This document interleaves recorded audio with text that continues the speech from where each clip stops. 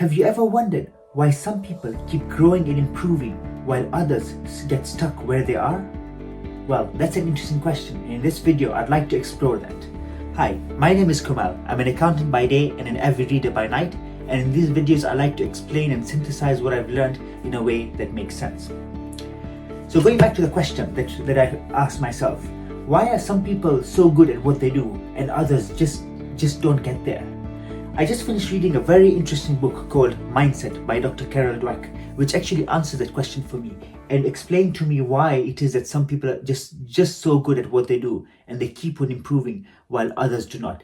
And it's not about talent or intelligence, it's about mindset.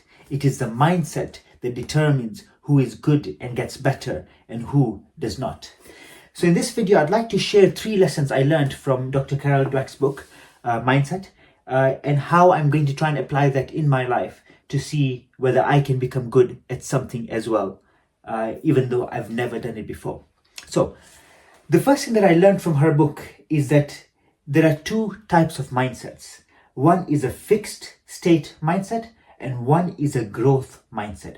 A fixed state mindset believes in talent and intelligence. It believes that if you are talented, then you are talented, and if you're not, then you're not. It's a very binary way of looking at life. And that's why a fixed state mindset would be scared of stepping out of your comfort zone in case you fail and not achieve what you have achieved. So when I was growing up, I was praised for my intelligence, for, let's say, as an example.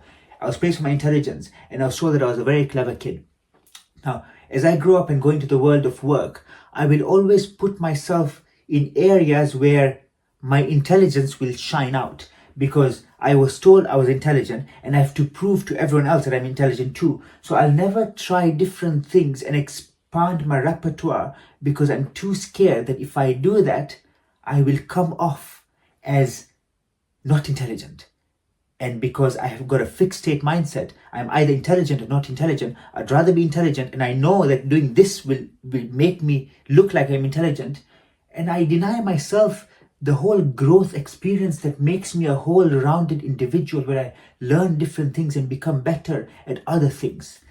And that's where the growth mindset comes. A growth mindset is not a binary world. In a growth mindset, you have people who are not good at things, but over time, through failures, they learn different things and become better at what they do. I read a book a while ago called Black Box Thinking by Matthew Syed, where he talks about failure and how failure is actually this propeller to help you improve and become better at what you do. So failure is not a big deal. It's actually a good learning experience. It's an amazing, the best way to learn about something, about the path to success, is through failure. That's the best way you can learn, because when you fail at something, you will learn lessons the hard way, which you will hopefully not make in the future, and that will help you on the way to success. And becoming better at what you do. So yeah, like I said, I think the first lesson that I learned is that we have these 2 types of mindsets, and a fixed state mindset gets stuck in that place where they're not growing and improving, and they're stuck in this binary world, whereas a growth mindset is open to challenges, to opportunities, to things that come their way to help them and improve them as an individual. I'd like to read a small section of her book, where in page 53 of the book Mindset, under the chapter called Inside the Mindsets, she's very interestingly, she says the following. She says, people are all born with a love of learning, but the fixed mindset can undo it. Think of a time when you were enjoying something, doing a crossword puzzle, playing a sport, learning a new dance, then it became hard and you wanted out. Maybe you suddenly felt tired, dizzy, bored, or hungry. Next time this happens, don't fool yourself. It's the fixed mindset. Put yourself in a growth mindset. Picture your brain forming new connections as you meet the challenge and learn. Keep on going. And then she continues. She says, is there something in your past that you think measured you? A test score, a dishonest action, being fired from a job, being rejected? Focus on the thing. Feel all the emotions that go with it. Now, put yourself in a growth mindset perspective. Look honestly at your role in it, but understand that it doesn't define your intelligence or personality. Instead, ask, what did I or can I learn from that experience? How can I use it as a basis for growth? Carry that with you instead. See, it's all about growing and becoming better at what you do. So rather than focusing on the negative aspects of something that you failed at or are not good at, or you are told that you are just not very clever, basically, or you're told that you're just not good at this thing, it doesn't really matter as long as you keep on trying and have this open mindset. Matthew Gladwell wrote a book called Outliers. I think this was back in 2008, I believe. And in that book, he talks about that you can train yourself to get a new skill if you spend 10,000 hours doing it. So even if you want to become a great musician, you can spend 10,000 hours and you will be able to learn to become a good musician. It's just a skill you got to acquire with patience, perseverance, ambition, will, and grit. You have to have all of these things as a growth mindset rather than a fixed mindset. So that's the first thing that I learned.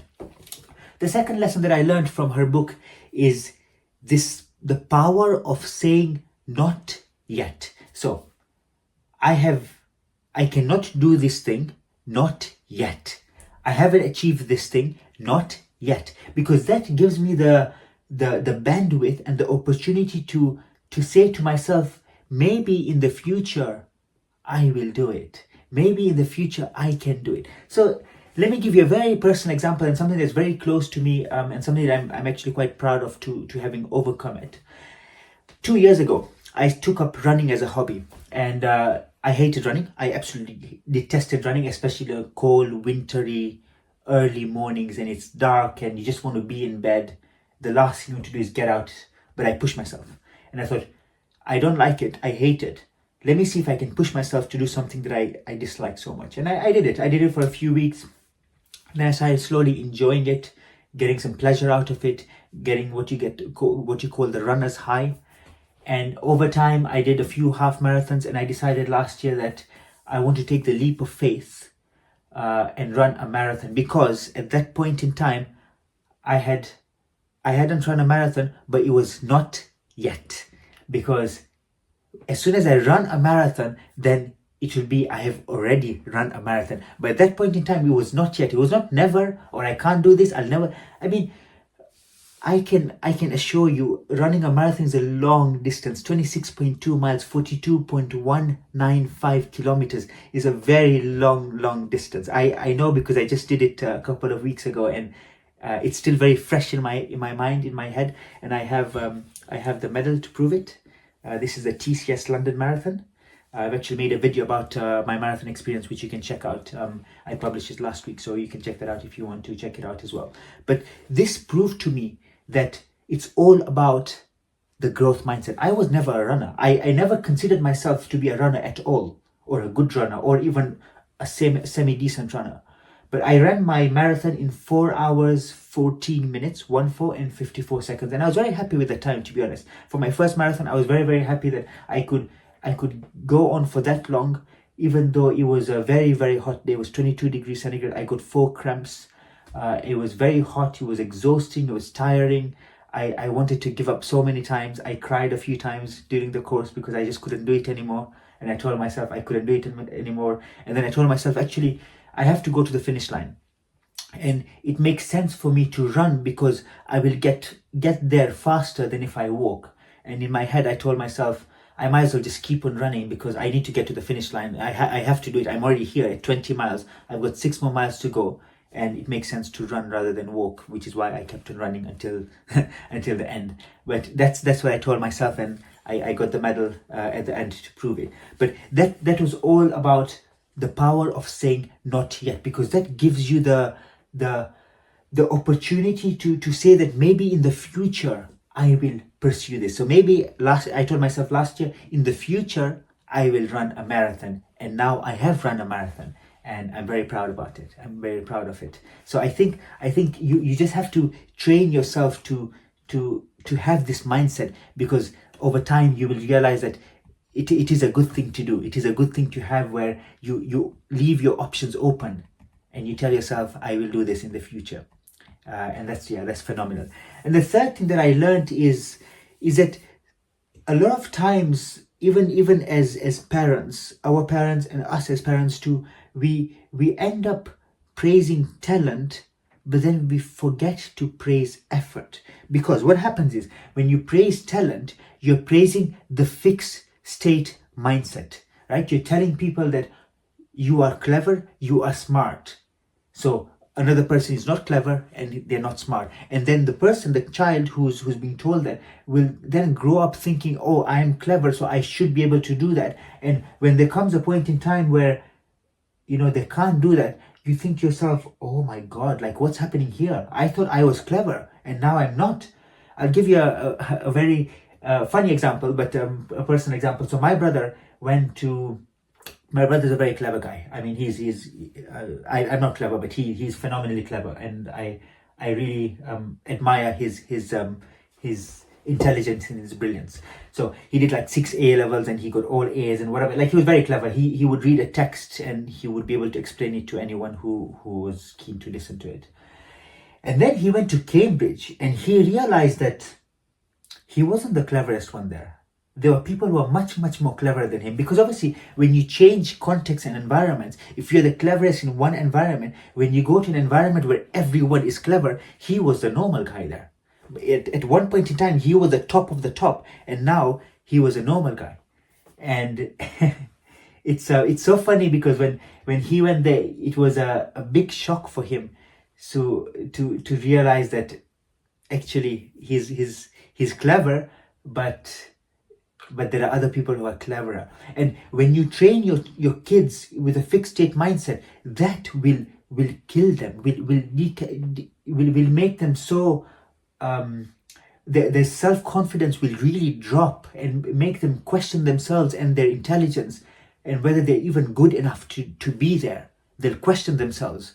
But with a growth mindset, when you praise effort, when you praise hard work, when you praise grit, that's when people realize, actually, I can do this. So even though I'm not as clever as I thought I was, or I'm clever, but there are other people cleverer than me, this is an opportunity for me to grow, to learn, to improve, to become better, and to use that opportunity to be able to become a holistic person, an all-rounded person who knows what they're talking about, who's open to new opportunities, to new things that they can learn and improve in themselves, rather than being fixed in that fixed state mindset. And that's what the growth state mindset is. So this book, Mindset, taught me that our abilities are not set in stone. We can grow, we can change, we can improve throughout our lives. It is all about being open to those opportunities. By embracing a growth mindset, we can face challenges with resilience and unlock possibilities in ourselves, unlock the potential within ourselves that's all latent. John Locke, he was a 17th century philosopher, and he talks about the concept of tabula rasa, where he says that when children are born, they are born with a blank slate, and then that slate is then filled as they grow up. And it's a slate that continuously fills up.